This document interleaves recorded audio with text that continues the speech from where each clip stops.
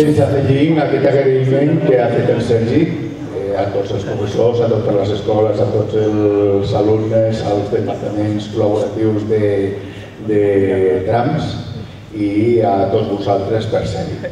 Dinsar-nos una mica en el que és el món de l'esclerosi múltiple. Estem parlant d'una malaltia neurològica i intentaré explicar-vos i que entengueu què és el que passa quan es produeix aquesta malaltia. Perquè tinguem una mica d'idea de l'abast de la malaltia, estem parlant d'una malaltia que afecta 2,5 milions de persones a tot el món. Els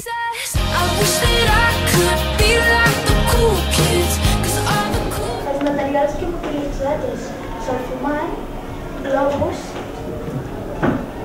vidre safurat, el circ, coure, estanc, alumini, una bàscula i pipetes de 5 mil·lílitres.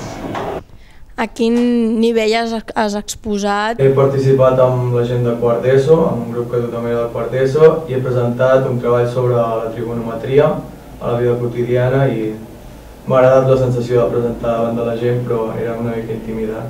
En aquesta presentació us explicarem què vam fer al Cosmocaixa, com fem les classes de laboratori, una petita introducció dels vídeos i finalment us ensenyarem els vídeos que hem fet. Dels treballs que has vist i t'han exposat, destacaries algun en particular o més d'un? Sí, hi ha un dels grups que ens ha tocat, que ens ha exposat, que ha fet no un experiment, sinó ha explicat diversos experiments i trobo que eren experiments molt interessants que crec que podríem proposar per fer a la meva escola. Hypothesis. We think that the dog mouth will have more bacteria than the human mouth. Doncs, Mariona, en molts treballs s'aplica el mètode científic. Tu personalment creus que aquest mètode serveix pel dia a dia a la vida quotidiana? Bueno, jo penso que sí, perquè moltes coses que fas ho has d'aplicar i és bastant útil i serveix molt per tot el que fas. Independent variable. The difference drinks sweeps vichy catalan of Nordic soda. Dependent variable. How long does you take to ice to melt? Aquí es donen els processos amb una cura en l'operació quan ja està elaborada. Has exposat algun treball? Consistia en... O sigui, tu podies triar algun tema que t'agradés i després havies de realitzar un vídeo on expliquessis detalladament els experiments que tu podies fer sobre aquell tema. Aquest més ha funcionat i el més que és del químic sí que ha funcionat i s'ha anat millor que l'altre. I Judit, la teva experiència en la jornada, si ha estat positiva, has conegut altres companys o altres alumnes d'altres escoles i què t'han semblat? M'he parlat només amb els meus companys de la meva escola, però generalment he vist que tots tenien un bon nivell.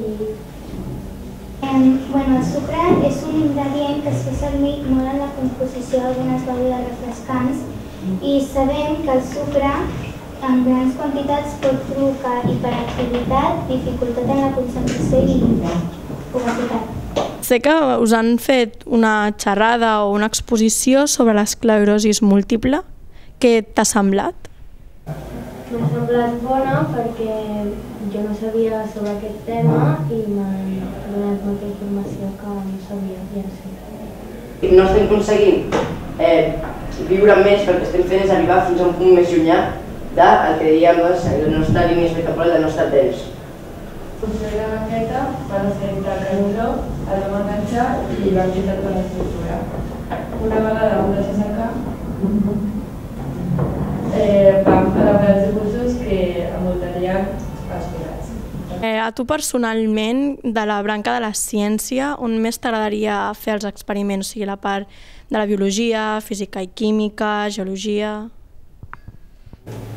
Jo, de la part de la ciència, si haig de triar, segurament seria la biologia i ja és cap on m'agradaria tirar.